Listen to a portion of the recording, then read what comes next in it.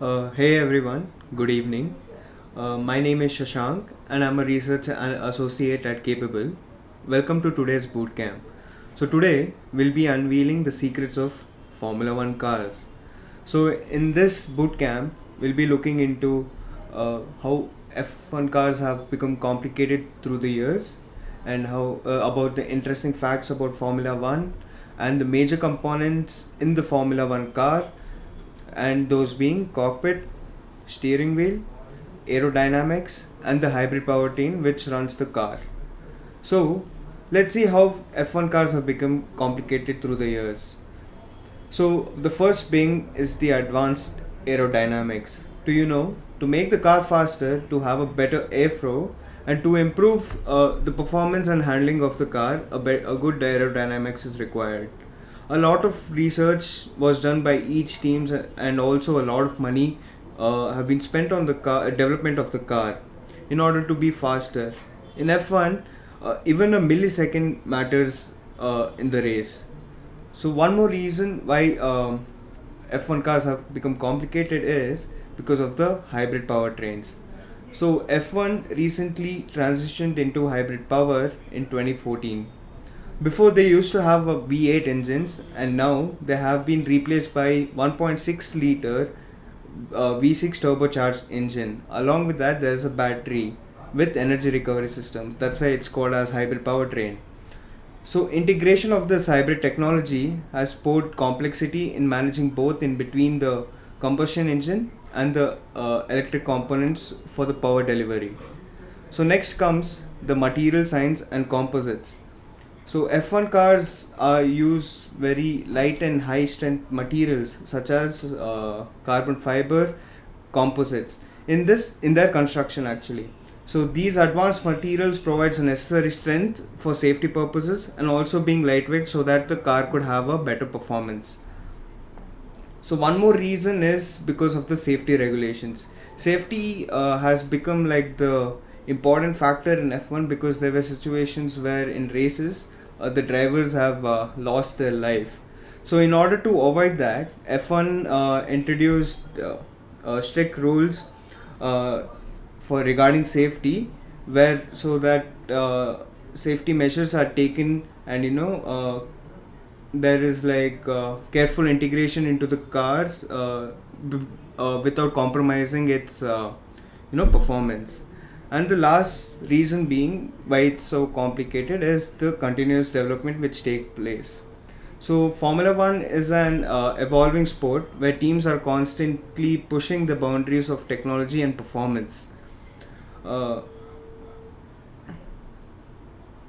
this intense competition among the teams drives continuous development in areas such as chassis design, power unit efficiency, aerodynamics.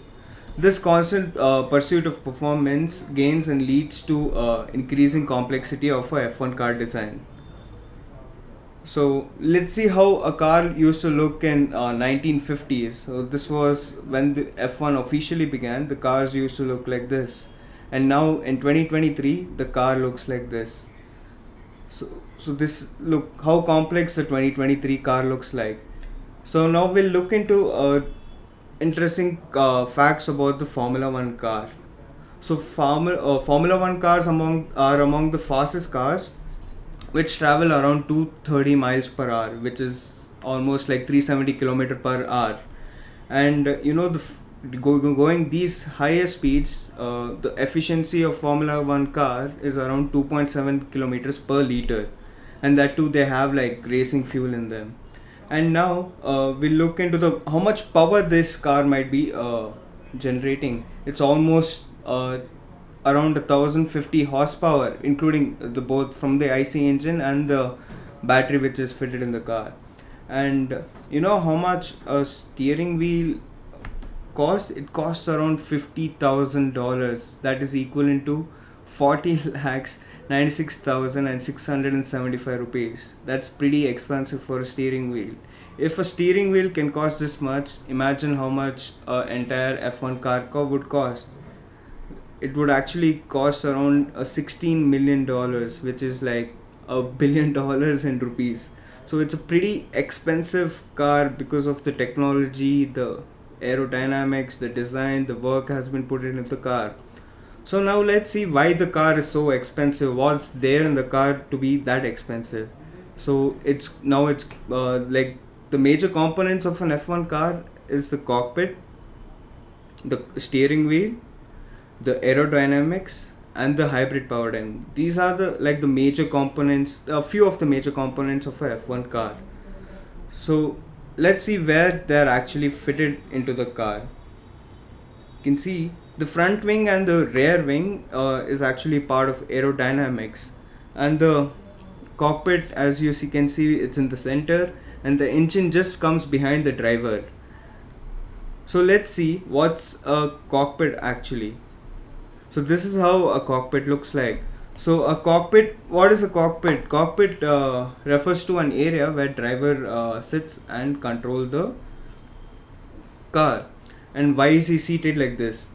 So he here in F1, the seats are actually molded in such a way that it fits the driver perfectly, which is custom fitted as per the driver's body shape. Mainly because he has to sit in a car for about 2 to 3 hours straight for like driving 305 kilometers, a duration of race, non-stop. So he'll be enduring G forces up to 5 Gs, which is equivalent to as bad as a fighter pilot experience in a jet. So this is also concerning about the driver safety. He shouldn't have much movement in the car. That's why he's seated in this position, and the seats are molded to his body shape. So what does the basically cockpit includes, like the main things? So it includes a steering wheel and it includes the pedals. So now let's see how a F1 steering looks like. So this is how a F1 steering looks like. It looks a little bit complicated in it because there is a lot of buttons, lot of functions where the driver has complete control of the car. So actually here it is custom made as the driver wants, because he'll be going around 200 kilometers per hour, and he has to know where exactly the button is to react quickly. And the shape of the steering wheel is also custom as per the driver wants, and because of the weight reduction and a lot of things which goes into a design of steering wheel. That's why no wonder it costs like 40 lakh rupees. So here are the key features of a steering wheel. Like there is display and information in the center. There are lot of buttons and switches for driver to control, and of course there are paddle shifters for gear and clutch. So let's see what's there in the display. So this is where display is located in the steering wheel. So let's look at the one in the blue is the position. Here it actually shows the position of he's in currently in the race. Maybe it will show if he's first or if he's second, or like shown in the picture as the 14th position he's in. And next in the green is the lap timing, where it shows the current lap timing is pushing, like how much time he's taking to put a lap, and which lap he's currently in. Like it's showing one first lap out of 58 laps to be completed. And in the center, the big number 1 shows the gear indicator. Gear indicator where which gear the driver is driving in. And finally, in the purple, it's the tire and brake temperature. So that is, which is crucial, which needs to be kept in check. As traveling at higher speeds, the tire temperature increases. And if it keeps on increasing, there'll be a lot of tire degradation, and he has to because of that he might have to pit early. And if the brakes temperature also go above a certain temperature, it might even cause a fire. So in order to do that, he has to keep the temperature at a optimum temperature. So let's see what the buttons are here there are a lot of buttons in F1 car. So in the steering wheel, let's see what these buttons do. So in the first, we have a neutral and reverse button. where if the driver wants to put the car in the neutral, he can put it, and if he taps the button twice, the car gets into a reverse. So in Formula 1 car, there are only 8 gears, which are forward 8 gears and 1 reverse gear. And next we have the overtake button, where the driver presses the button when he needs an extra power to overtake his opponent. And next we have ERS. ERS is nothing but energy recovery system. Then we have a menu navigation button. We have a radio button where the driver can talk to his engineer regarding the strategy, if he wants to pit for a tire change, and whatever the driver wants to talk and requires information.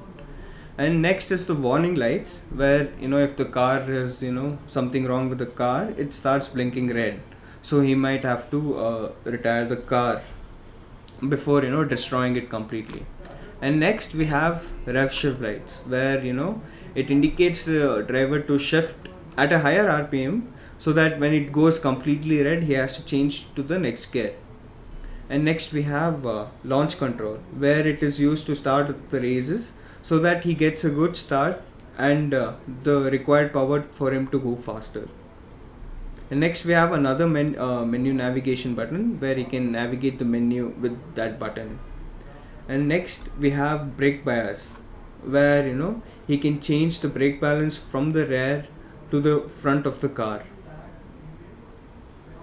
And next we have a pit limit button. Pit limit button is where the car locks itself at 60 kilometers per hour in the pit lane, and the pit lanes have a pit speed that is 60 km per hour, because it's very narrow, and there'll be other pit crews ready on for the tire change or something. So in order to do that, its speed has been reduced to further reduce the risk of accidents in the pit lane. So, and then we have the DRS button, which is the drag reduction system, which is available for the driver only in a certain part of the track during the race. And next there's one more button, which is the drinks button, where the driver gets his hydration drink when he can drink during the race, because it's very enduring, and they might lose a lot of fluids from the body. So there is drinks button, where he gets the water supplied through his helmet, through a pipe, into his mouth. And now let's look at the backside of the steering wheel, what it includes. So we have paddle shifters. One being in the left is the upshift gear, which goes 1, 2, 3, 4, and one is the downshift, where it need to come back to the lowest gear. And then we have the clutch paddle, which is only engaged during race start, or while getting into the pit lane to reduce the speed.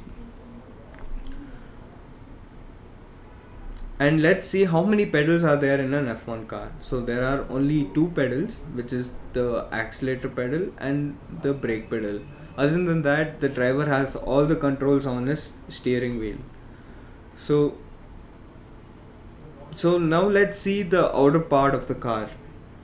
So that's where aerodynamics comes. So why is aerodynamics required? So aerodynamic is a crucial part of the F1 car design. It plays a very significant role in determining the F1 car's performance and also the speed. And one more major is to generate downforce. So while watching the race, you might have heard this word downforce, which is often repeated a lot of times. So what exactly is downforce, and how is it related to aerodynamics? So I'll explain you in a simple way. So when the car is interacting with the air around it, the front wing, as you can see, it has a curved upwards, forcing the air above. So which develops a high pressure on top, and forms a high pressure area above and a low pressure beneath it. So this pressure difference creates a suction called a downforce that pushes the car to the track. So why are these F1 cars required high downforce? Because to generate to get maintain traction, to get good grip, and especially during high speed corners the car might slide. So in order to get the grip, there is we need to generate high downforce. So let me give you another example so that you could understand better how downforce actually is. Even aircrafts use a similar principle. Like you can see where it works in the opposite way, where in aircrafts it's used to push the aircraft above. See, in aircraft there is high pressure below and low pressure on the top, which results in taking off the aircraft. Similarly, in the opposite way is applied in the Formula 1 car, where the high pressure goes above the car and low pressure is formed beneath it. So now we'll get into let's see what's inside a Formula One, what makes it move. So we'll get into the powertrain of the hybrid powertrain of the Formula 1 car. So what does it include? So it includes an IC engine, energy storage device, two electric motors, which is the MGUH and one is MGUK, and also a turbocharger. So what kind of IC engine runs a Formula 1 car? So let's look into engine specifications. So we have a 1.6 liter in V6 configuration. So the cylinders are placed in a V shape. So this is how a Formula 1 engine looks like from, like, if you see in detail, and it also is turbocharged, and it can generate up to max RPM of 15,000. So this is a very high revving engine, and along with that, it only from the IC engine it can generate up to 850 horsepower. And you might think, where does the other 160 horsepower comes from? It comes from the energy recovery system. But let's look into what is energy recovery system. So as it's a hybrid car, it has a battery in it. So this energy recovery system, it's a technology used in F1 cars to generate electrical charge for the battery. Once the battery is charged, it can use to run the electric motor. So which when the F1 car is braking, it can be converted into electrical charge towards this thing. So consists of majorly two components. One is MGUK, which is magnetic generating unit kinetic, and one is MGUH, which is magnetic generating unit hybrid. We'll get into that, what is MGUK and MGUH. So this whole energy recovery system provides an additional of 160 horsepower to the car. So totally it makes up around 1050 horsepower from the entire powertrain. So that's how powerful this energy recovery system is. So let's see what is the motor generating unit heat and what my motor generating unit kinetic is. So it's basically an electric motor which can recover energy during braking and also deploy it during acceleration. So like I said, it assists the internal combustion engine by providing additional power during acceleration, and also recovers the energy from whenever the driver is braking. So whenever he brakes, the energy is converted into electrical energy and then stored in the battery, and in the race it can be deployed back. So that's where the 160 horsepower is coming to the car. And now we'll see what MGUH is. So MGUH is another electric motor that is integrated into the turbocharger system. So here it takes the heat from basically turbocharger is near the exhaust. So it takes the heat from the exhaust gases to generate electric energy and provides additional power to the drivetrain. So this is how the total hybrid powertrain exists. So we have come to the end of the boot camp. So